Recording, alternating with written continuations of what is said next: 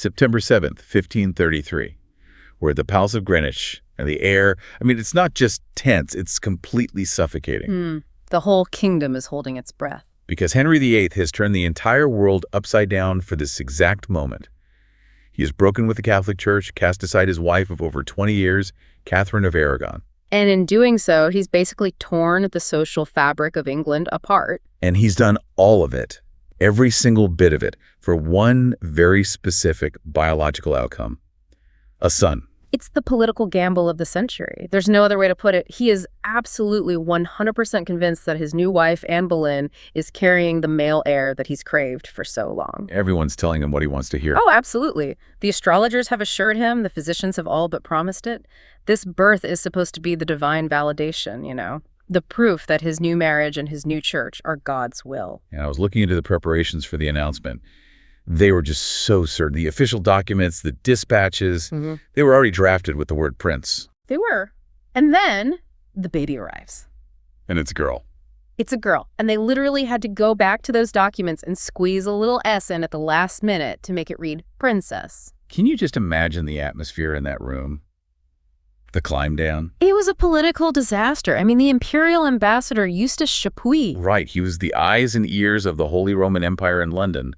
And he hated Anne Boleyn. He detested her, and he wrote back to his masters with what I can only describe as visible glee. He called the birth a disappointment to all. That phrase, disappointment to all, is just so brutal when you think about it. It's not just a political letdown. It's a complete rejection of her very existence from minute one. From the second she's born.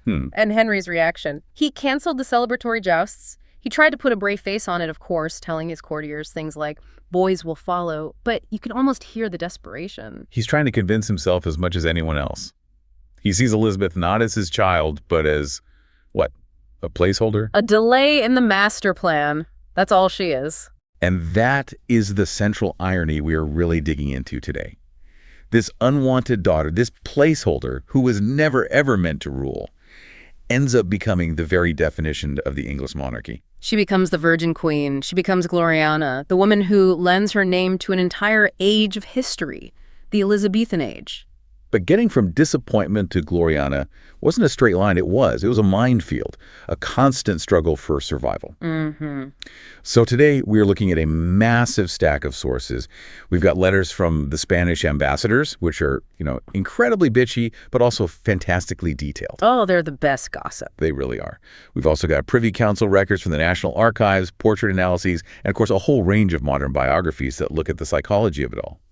And the mission for this deep dive is to really understand her survival mechanism. How did she survive a childhood that was, frankly, a horror story? It absolutely is a horror story. I think we tend to gloss over the trauma because we see the famous portraits of her later in life, with the white makeup and the pearls and the immense power. The icon. The icon, exactly. But if you just look at those first few years, by the time she is 2 years and 8 months old, her mother, Anne Boleyn, isn't just divorced or cast aside, she is executed. And not just quietly executed. This was a public spectacle. Yeah. Beheaded by a French swordsman brought in specifically for the job on charges that were clearly designed to maximize the humiliation, adultery, treason, and even incest with her own brother. Charges that were almost certainly fabricated by Thomas Cromwell and Henry himself to clear the path for the next wife, Jane Seymour, who they hoped would finally produce that all-important son. So think about the impact on a toddler. Elizabeth is immediately stripped of the title princess. She is declared illegitimate by an act of parliament. She becomes, legally speaking, a bastard. She goes from being the single most important child in the entire realm to the Lady Elizabeth, a political inconvenience, a living reminder of a failed marriage. And there's this incredible series of letters from her governess, a woman named Lady Margaret Bryan, that really drives home just how precarious her situation became overnight. I found this one letter she wrote to Thomas Cromwell right after Anne's execution. And it's not about high politics, it's about basic fundamental necessities. She's essentially begging the government to send clothes for the child. It's a heartbreaking inventory, isn't it? She writes that Elizabeth has neither gown, nor kirtle, nor petticoat, nor no manner of linen, nor smocks. It's just startling detail. A kirtle is like a sort of tunic or a slip, right? So the king's own daughter is literally outgrowing her underwear. And her father is so completely focused on his new wife and his potential new sons that he's basically ghosted her. He's forgotten she exists. He had totally compartmentalized her. She was a living, breathing reminder of what he saw as his greatest failure, the marriage to Anne. But Lady Bryan really is the unsung hero of this part of the story. She creates this protective bubble around Elizabeth. She writes in that same letter, trying to sell the child's value back to the men in power. She says Elizabeth is, quote, as toward a child and as gentle of conditions as ever I knew in my life. She's trying to make her seem appealing just to get her fed and clothed. Exactly. And you can see how this environment must have forged a very specific personality type in Elizabeth from an incredibly early age. There are reports from visitors when she was just 6 years old, noting her gravity. They said she had the maturity of a 40-year-old woman. She had to. I mean, psychologically, children are incredibly perceptive. She would have understood on some level that her mother, Anne Boleyn, was a dangerous topic, a name you don't mention. She learned that to be safe, you had to be quiet. You had to be observant. You had to be obedient. You couldn't be a normal toddler throwing a tantrum because your father had the power of life and death and he'd already used it on your mother. But then we see this strange pivot. She's still illegitimate. She's still mostly ignored. But she's eventually given an education that is, frankly, baffling for a girl in her position. She wasn't just sent off to a convent or taught needlepoint in music. No, she was given the education of a Renaissance prince. Why? This is largely thanks to Catherine Parr, Henry's sixth and final wife. She took a real interest in the children and brought a sense of stability to the family, bringing Elizabeth and her half-sister Mary back to court. But the tutors she chose, men like Roger Ascham and William Grindal, they were serious humanist scholars. They didn't pull any punches. And Ascham, in particular, was astounded by her aptitude. He was. I mean, the list of her languages alone is just staggering. French, Italian, Latin, Greek, Spanish. She was fluent. But it's what she was reading and translating that really interests me. Right. It's not just about language skills. She was translating Cicero on friendship and Boethius. Boethius's Consolation of Philosophy, which, if you think about it, is an incredibly heavy text.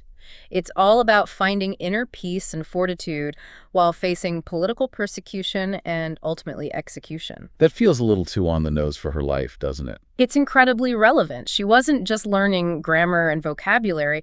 She was learning rhetoric. She was learning how to construct an argument, how to deflect a question, how to use history as a political weapon. Ascham wrote that her mind had no womanly weakness. Which is, of course, a very backhanded compliment by our modern standards, but at the time it was the highest praise imaginable. It meant she thought like a statesman. She thought like a man. She was building an arsenal. She didn't have an army. She didn't have a legitimate claim. She didn't have a powerful family to back her up. All she had was her brain. And she was going to need it because when Henry VIII finally dies in 1547, whatever thin layer of protection he offered just evaporates completely. We enter the reign of her little brother, Edward VI, but really for Elizabeth, we enter the Seymour scandal. This is the crisis of her adolescence. And we have to be very clear here. By any modern standard, and frankly, even by the standards of the time, this was a safeguarding nightmare, a complete disaster. A total mess. Elizabeth is sent to live with her stepmother, the now widowed Catherine Parr. But Catherine, very quickly, and some said indecently quickly, marries Thomas Seymour. Thomas Seymour. He was the new king's uncle, the Lord High Admiral. He's often portrayed in movies and TV shows as this dashing, romantic, swashbuckling figure. Yeah, that's the Hollywood version. But when you look at the depositions from the servants, the actual witness statements, he comes across as an ambitious and deeply inappropriate predator. He saw Elizabeth as a pawn. He saw her as a direct path to the throne, but the behavior... It started as what they tried to pass off as romps or harmless games. Yeah. He would come into her bedchamber early in the morning wearing just his nightgown, bare-legged. And she was, what, 14? 14 years old. He would tickle her while she was still in bed. The servants reported him slapping her on the buttocks. And the really disturbing part is the role of Catherine Parr in all this. You'd expect her, as the guardian, to shut this down immediately. But the sources suggest she initially joined in. There's that infamous...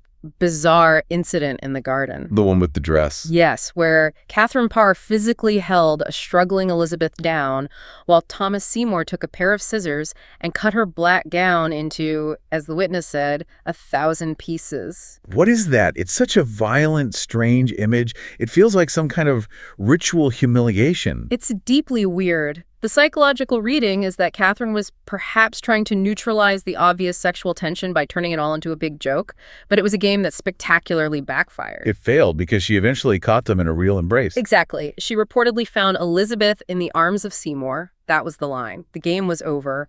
Elizabeth was immediately sent away to Hatfield House in disgrace. But the damage was done. And then, when Catherine Parr dies in childbirth shortly after, Seymour immediately pivots. He drops all pretense. He tries to marry Elizabeth. And this is where the political trap snaps shut.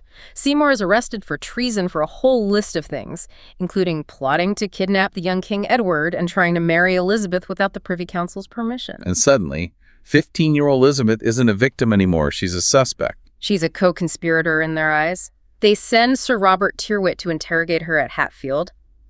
And Tyrwhitt was a pro. He was the government's top interrogator. His instructions were to break her, to get her to admit that she had agreed to marry Seymour, which would have directly implicated her in the treason plot. And he interrogated her for weeks. For weeks, and this is where we see that Renaissance education kick in. You can read Tyrwhitt's frustrated letters back to the council, and he is just tearing his hair out. He writes, "I do see it in her face that she is guilty," but he couldn't get her to say a single word that incriminated herself. She just ran rings around him. Completely. She would admit to the things they already had witnesses for. Yes, there were rumors of marriage. Yes, he was overly familiar. But she never, ever admitted to giving her consent. She masterfully protected her servants, Cat Ashley and Thomas Parry, who were being held and questioned in the Tower. She controlled the entire narrative. At 15? At 15 years old, it taught her two fundamental lessons that would govern the rest of her life. First, sex, romance, passion.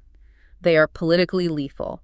Thomas Seymour lost his head over it. And second, you never, ever commit to anything in writing or in speech that can be twisted and used against you. Ambiguity is safety. Ambiguity is survival. So she survives the Seymour scandal, but the hits just keep coming. Her brother, Edward VI, dies young. There's the brief, tragic interlude of Lady Jane Grey, the 9 Days Queen, and then Elizabeth's older sister, Mary I, takes the throne. Bloody Mary. And now the danger shifts entirely. It's not just political anymore, it's religious. Mary is a devout, fervent Catholic. She believes it is her God-given mission to purge England of the Protestant heresy that her father and brother had introduced. And Elizabeth, as Anne Boleyn's daughter, is the living, breathing symbol of that heresy. She's the figurehead for the entire Protestant cause, whether she wants to be or not. It all comes to a breaking point with the Wyatt Rebellion in 1554. This was a Protestant uprising led by Thomas Wyatt against Mary's very unpopular plan to marry Prince Philip of Spain. And of course, Elizabeth is immediately implicated. The rebels had planned to put her on the throne.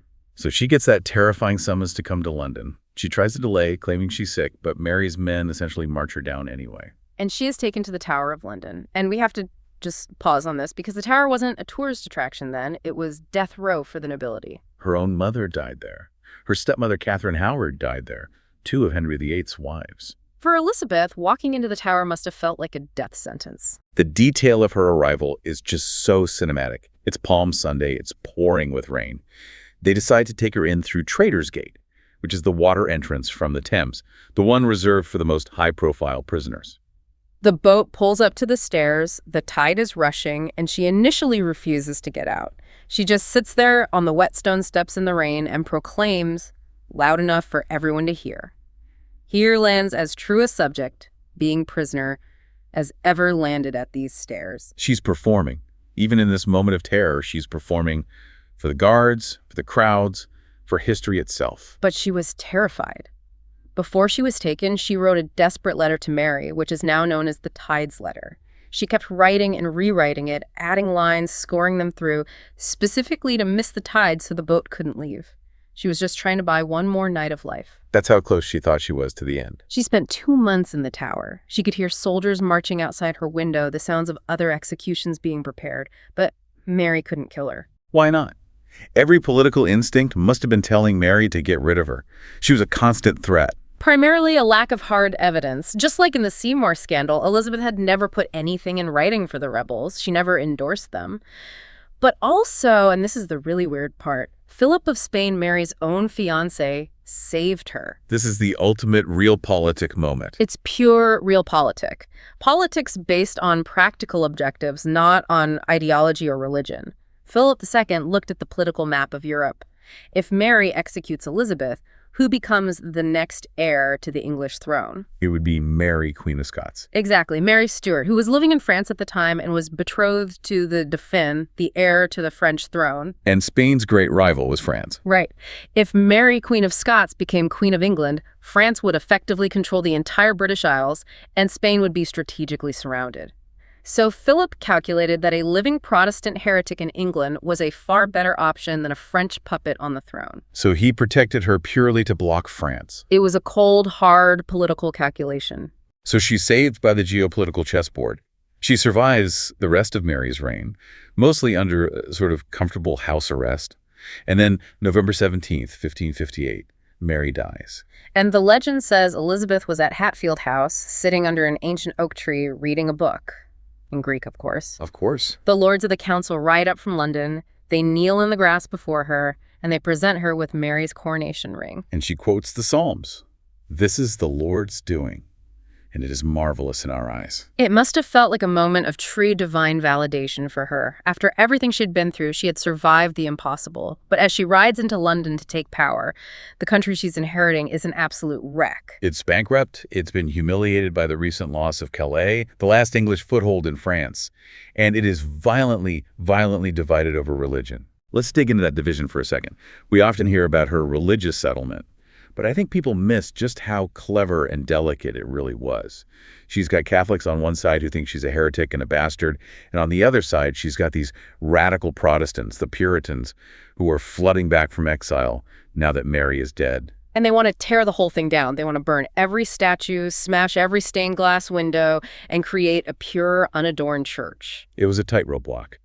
If she goes too far Protestant, she risks provoking a Catholic crusade from Spain or France. If she stays too Catholic, she loses her own power base and undermines her own legitimacy, which is based on her father's break with Rome. So she engineers what becomes known as the via media, the middle way. Just a masterclass in ambiguity. Take the title she adopts for herself. Yep. Her father, Henry VIII, had called himself Supreme Head of the Church of England. Right. But Elizabeth changes it to Supreme Governor. It sounds like a small change, but it's huge. It's a vital linguistic shift. The title head implies theological authority, literally taking the place of Christ or the Pope. And many men at the time, even Protestants, really struggled with the idea of a woman being the spiritual head of the church. But governor? Governor sounds administrative. It's managerial. It allowed loyal English Catholics to perform a kind of mental gymnastics. They could tell themselves, okay, she runs the organization, she's the governor, but the Pope is still the spiritual head in my heart. It gave them a loophole to be loyal citizens without betraying their faith. And then there's the Book of Common Prayer. The central flashpoint in every religious debate was the Eucharist, the communion. Is the bread and wine the actual body and blood of Christ's transubstantiation, or is it just a symbol, a memorial? It was the key question, and what the 1559 prayer book did was brilliant. It essentially combined the words from two different earlier prayer books. The priest would say words that implied it was the body, and then immediately follow them with words that implied it was a remembrance. So a Catholic in the pews could hear one thing, and a Protestant standing next to them could hear another. And they could both feel that their belief was being validated. She basically said, I don't care what you believe in your heart, just show up to church on Sunday. I have no desire to make windows into men's souls. That's the famous quote that's always attributed to her. Exactly. She didn't want the Inquisition. She just wanted outward conformity. You had to go to church on Sunday or you'd pay a fine 12 pence, which was a fair bit of money for a laborer back then. But she wasn't going to hunt you down and burn you for your private thoughts. And that pragmatic approach saved England from the kind of brutal religious civil wars that were tearing France and Germany apart at the exact same time. But while she's deftly solving the religious problem, there is another problem that everyone else in her government thinks is far more urgent. The biology problem. The biology problem. She is a 25-year-old unmarried woman on the throne. And Parliament, her council, foreign kings, they're all screaming at her from day one, who are you going to marry? It's honestly hard for us to grasp just how unnatural and dangerous a single female ruler seemed to the 16th century mind. It was a biological and political anomaly. A woman needed a head, a master. They all just assumed her reign would be a brief holding pattern until she found a suitable husband to come in and do the actual ruling. And her response was, I will have but one mistress here and no master. and she turns the whole marriage question into her greatest diplomatic weapon. We call it the marriage game. And she played it better than anyone. She dangled herself as the ultimate prize in European politics. For 2 solid decades, she kept all the major powers of Europe hoping, and therefore kept them from uniting against her. So you have all these suitors. King Eric of Sweden, he sent her these massive tapestries and, I think, crates of herring? Yes, crates and crates of herring. She negotiated for years with Archduke Charles of Austria from the Habsburg dynasty. She even let Philip II of Spain, her sister's widower, think he had a chance for a little while just to keep him on side. But the most serious negotiations were with the French, and this is much later, in the late 1570s and early 80s. With Francis, the Duke of Anjou, she called him her little frog. Yes, apparently because of a pearl earring he wore that was shaped like a frog. And this was the closest she ever came to a purely political marriage. She was in her late 40s by this point. It was her last realistic chance to have a child and secure the succession. And she seemed to genuinely be quite fond of him, despite him being, much younger and badly scarred by smallpox. But the English public was absolutely vehemently against it. He was French, their traditional enemy, and he was Catholic.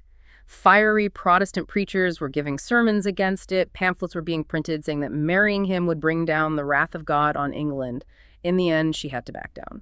But throughout all of these diplomatic games, we have to talk about the man she actually wanted to marry, Robert Dudley. The great love of her life, the Earl of Leicester.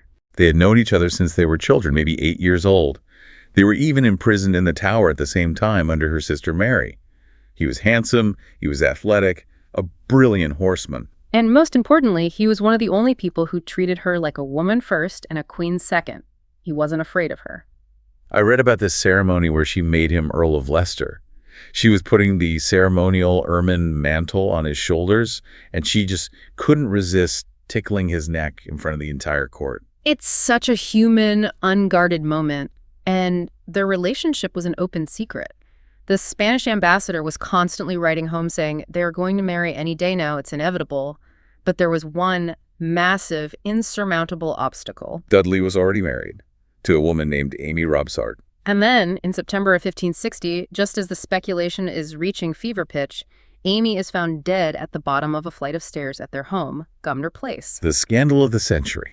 Absolutely. Her neck was broken. And crucially, the initial reports mentioned 2 deep wounds on her head. The coroner's jury eventually ruled it a misadventure, an accident.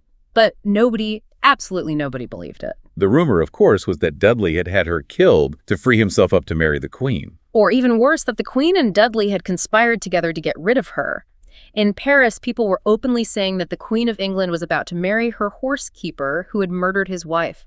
It was utterly toxic. So even though Amy was now gone, the scandal made marriage politically impossible. It was the one thing she couldn't survive. If she had married him then, she would have lost her throne. She would have been branded a scheming murderess, just like her rival, Mary, Queen of Scots, would be later. The legitimacy of her rule would have been destroyed. So she has to put duty above love. She keeps Dudley close.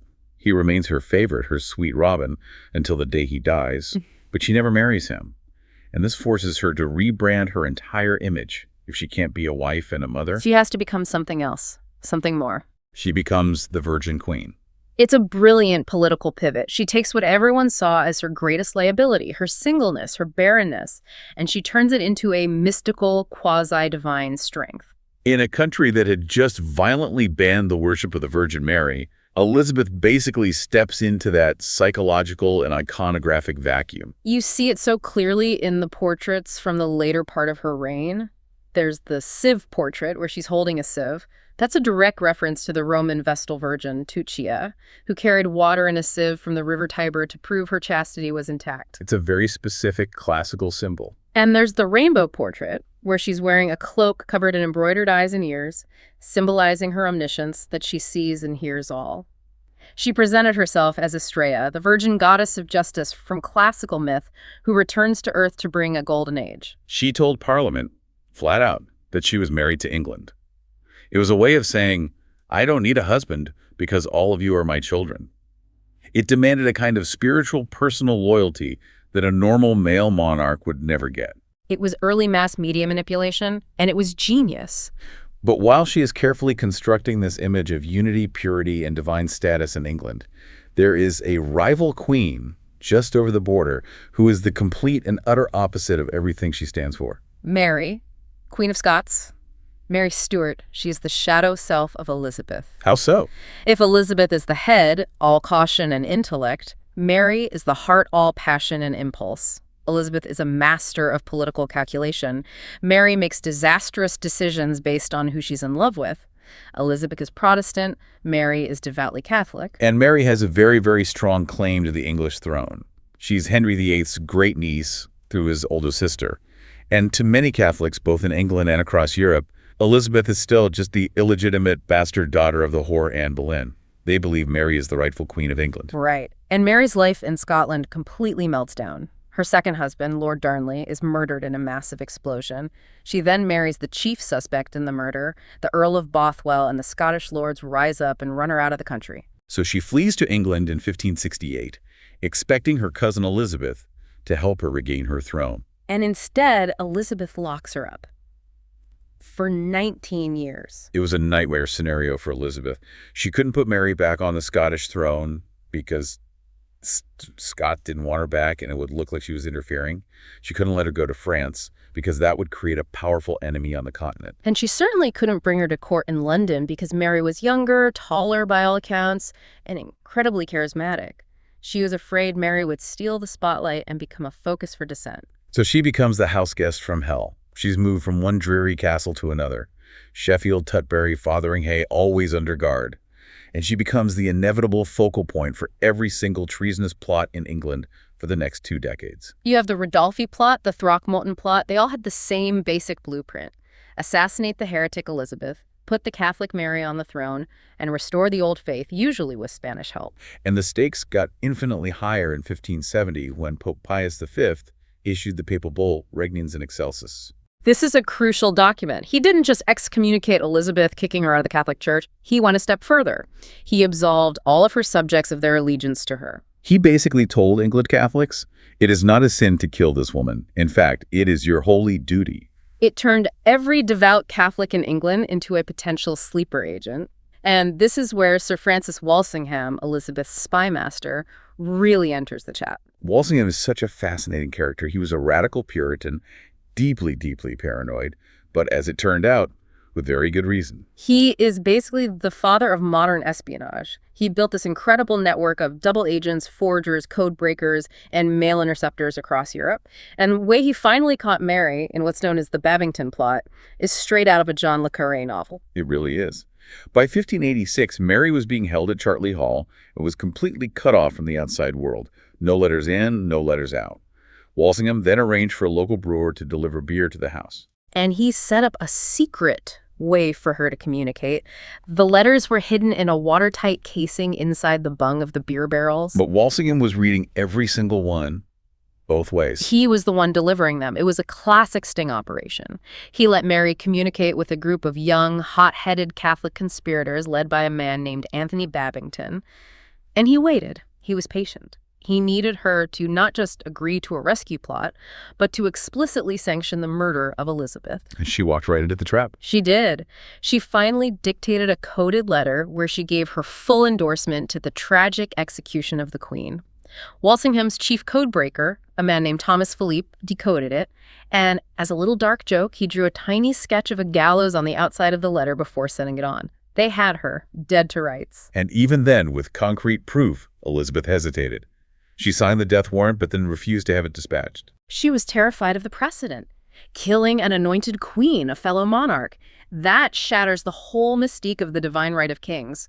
If she can execute a queen, what's to stop someone from executing her? She even tried to get her jailer, Emmius Paulet, to secretly murder Mary, to assassinate her, so she wouldn't have to sign the public order. He refused, to his credit. He said he wouldn't make so foul a shipwreck of his conscience. So finally, her Privy Council, led by William Cecil and Walsingham, essentially went behind her back. They took the signed warrant and had it sent without her final say-so. Mary was beheaded at Fotheringhay Castle in February 1587, and she played the part of the martyr to the very end. She came out wearing a severe black dress, and when she took it off, she was wearing a chemise of bright crimson, the liturgical color of Catholic martyrdom. It was a final, brilliant piece of political theater. Elizabeth was, or at least pretended to be, furious when she found out the warrant had been sent. She threw her poor secretary, Davison, in the tower. But deep down, she must have been immensely relieved. The internal threat was finally gone. But in removing it, she had triggered the external one. The execution of Mary was the final straw for Philip II of Spain. Philip had been building what he called the enterprise of England for years, the Spanish Armada. It wasn't just about Mary. It was about years of English pirates, men like Francis Drake, raiding his treasure ships coming from the New World. And it was about Elizabeth sending money and troops to help the Protestant Dutch rebels fight against Spanish rule in the Netherlands. But Mary's death gave him the perfect moral justification. He was now coming to avenge a Catholic martyr and reclaim England for the faith. And let's just talk about the scale of this invasion force. 130 ships, almost 30,000 men. It was the largest fleet Europe had ever seen. And the plan was to sail up the English Channel, link up with the elite Spanish army under the Duke of Parma in the Netherlands, and ferry them across to invade Kent. And if Parma's army had landed, England was finished. There's no question. England had no standing professional army. They just had local militias, basically farmers armed with rusty pikes and bows. The Spanish veterans, the tercios, would have marched on London and taken it in a week. So everything, absolutely everything, depended on the Navy stopping them in the Channel. And the English ships were different, weren't they? They were race-built. That's right, thanks to John Hawkins. He'd redesigned them. They had cut down the high castles at the front and back of the ships, making them lower, faster, and much more maneuverable, especially in rough weather. And crucially, they had invested in long-range culverins cannons. So the tactics were different. The Spanish tactic was the classic Mediterranean one. Get close, grapple the enemy ship, and board it for hand-to-hand combat. But the English tactic was to stand off at a distance and just batter them with cannon fire to win a gunnery duel. So, July 1588. The Armada is spotted off the coast of Cornwall. The warning beacons are lit up the length of the country. It's this slow-motion crisis. The English Navy harasses them, fighting these running battles up the Channel for days. But the Spanish formation, that tight defensive crescent shape, is just unbreakable. They couldn't break it. The Spanish discipline was incredible. So the Armada reaches its destination and anchors off Calais, waiting for word from Parma's army. And this is the turning point. The night of the Fellburners, Of the fire ships. the English took 8 of their own ships, filled them with anything that would burn, pitch, gunpowder, tar set them on fire, and let the wind and tide carry them right into the anchored Spanish fleet in the middle of the night. You just have to imagine the psychological terror. In an age of wooden ships, tarred ropes, and canvas sails, fire is the ultimate nightmare. And these weren't just burning ships. The Spanish had experience with hell burners in the Netherlands that were packed with explosives. They thought these were floating bombs. Total panic took over. The Spanish captains didn't have time to weigh their heavy anchors. They just hacked through the cables with axes and scattered in complete confusion. The unbreakable crescent formation was shattered. And the next morning, at the Battle of Gravelines, the English move in for the kill. This is the only real full-scale engagement of the campaign. And they just hammer them. The English gunnery was much faster. They emptied their magazines into the Spanish ships. The Spanish hulls were oak and incredibly tough, but they were being shredded. But then the English ran out of ammunition. They couldn't finish them off. But the weather did the rest for them. The famous Protestant wind. A huge southerly gale blew up, preventing the Spanish from regrouping and forcing them north, up into the North Sea. They couldn't get back down the Channel. Their only way home was to sail all the way around the top of Scotland and down the treacherous west coast of Ireland. And they had no proper maps for those waters. None. They were sailing blind into autumn storms. Ships were smashed to pieces on the Irish rocks. The sailors who managed to wash ashore were often clubbed to death by the locals or hunted down and executed by English garrisons. It was a complete slaughter. Fewer than half of the ships that set out made it back to Spain. And right in the middle of this crisis, as the fleet is being battered, we have Elizabeth's great moment at Tilbury. The militia is gathered there, waiting for the invasion that they think might still come. And the Queen herself rides out to them. She's on a white horse. She's wearing a white velvet dress with a silver breastplate over it. And she delivers the lines that defined her entire reign. I know I have the body, but of a weak and feeble woman, but I have the heart and stomach of a king, and of a king of England, too. It was pure political theater of the highest order. She was telling them, I am not hiding in a palace. I am here on the battlefield to live and die amongst you all. It cemented the bond between her and her people. It created the legend of Gloriana, the warrior queen. But this is where we need to correct the record a bit, because the movie version often ends there. Cue the credits, everyone's happy, The Golden Age begins. Right. But the reality of the post-Armada years, the 1590s, was actually incredibly grim. They call it the nasty 90s. The war with Spain didn't end with the Armada. It dragged on for another 15 years, draining the treasury dry. And the weather turned against them.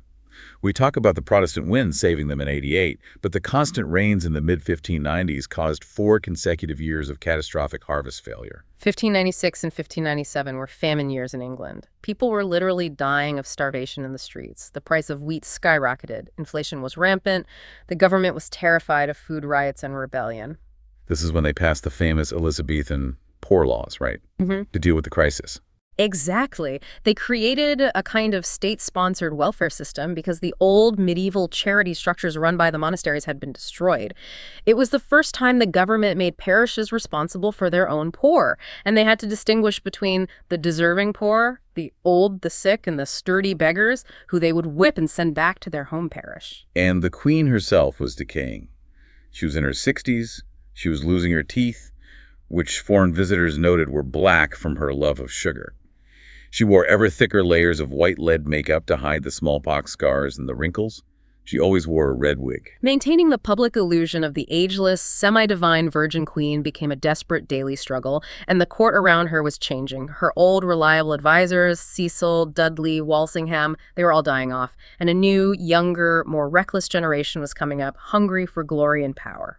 And the symbol of this new generation is Robert Devereux, the Earl of Essex. He was the stepson of her great love, Robert Dudley. He was young, handsome, incredibly arrogant, and he thought he could manage the old queen. He treated her with a kind of insolent familiarity that was incredibly dangerous. There was that incident where he turned his back on her in a council meeting, and she boxed his ears. And he reached for his sword. In front of the queen, it was completely unheard of. But she forgave him again and again until the disaster in Ireland. He was sent with a huge army to crush a rebellion there. He failed completely, made a truce against her orders, and then deserted his post to race back to London to try and justify himself. And this leads to that excruciating scene at Nonsuch Palace. He knows she's a late riser, but he doesn't wait. He bursts into the queen's private bedchamber at 10 in the morning. And she isn't ready. She isn't dressed in her state robe. She doesn't have her wig on. She doesn't have her makeup on. He saw the reality. He saw the old woman behind the mask. It was the ultimate violation of her privacy and her carefully constructed mystique. That was the end for him. She banished him from court. And in a final fit of delusional ego, Essex tries to stage a coup in 1601. He marches through the streets of London with a few hundred followers, swords drawn, thinking the people will rise up and help him remove the queen's evil counselors. And the people did. Nothing. They stared at him, they closed their shutters, their loyalty was to Elizabeth. Essex was arrested and this time executed for treason, but it broke something in her. She had to kill the last man she had felt any real affection for. It was the final tragedy of her long life. Her final weeks in March of 1603 are just deeply melancholic. She reportedly told a courtier, "I am tied with a chain of iron about my neck." She stopped eating. And she refused to go to bed. For days. She seemed to know that if she lay down, she would never get up again. She stood for 15 hours straight, just leaning on a sword for support. Eventually, her ladies-in-waiting got her to sit on some cushions they placed on the floor. And she just sat there in silence, with her finger in her mouth, staring at nothing for hours on end. It's such a raw, human image of fear and exhaustion at the end of a very, very long road. Finally, the issue of the succession could not be ignored any longer. Her chief minister, Robert Cecil, the son of her old advisor, had been secretly corresponding for years with James VI of Scotland. Mary, Queen of Scots' son. The ultimate irony. And on her deathbed, unable to speak, they named James. She reportedly gestured to her head, to the crown, to signal her assent. Or at least she didn't object. She died on March 24, 1603. The Tudor dynasty, which had begun in battle and bloodshed, ended in the quiet of a bedchamber. The Stuart dynasty began. But just look at what she left behind. You have to step back. She inherited a bankrupt, divided, second-rate nation that was a pawn in European politics. She left a country that had faced down and defeated the superpower of the age, Spain. She had, for the most part, united the church. And she had overseen this incredible cultural explosion, Shakespeare, Marlowe, Spencer, that literally defined the English language for centuries to come. And she did it all alone. That's the thing that always sticks with me. She proved definitively that a woman could rule not just as a placeholder or a figurehead, but as a master politician in her own right. But the cost. The cost was everything personal, wasn't it? She sacrificed marriage, she sacrificed motherhood, she even sacrificed her own family name. The Tudors died with her. She said she was married to England, and we usually dismiss that as, just clever propaganda. But looking at the entirety of her life, it feels like it might have been the literal truth. She chose to let her own dynasty go extinct in order to ensure her country's immediate political survival. Was that the ultimate sacrifice? It's an incredible thought. From that unwanted disappointment at Greenwich to becoming arguably the most powerful and iconic woman in the world, if you want to explore more stories of the figures who built and sometimes broke our world, you are in exactly the right place. There's always so much more to uncover in the archives. If you enjoyed this journey into the Tudor court, please hit that like button and subscribe to the History Titans channel. It really helps us keep the lights on and the history coming. And hey, share this with a friend who needs to know the truth behind the white makeup. Thanks for listening. We'll see you in the next deep dive.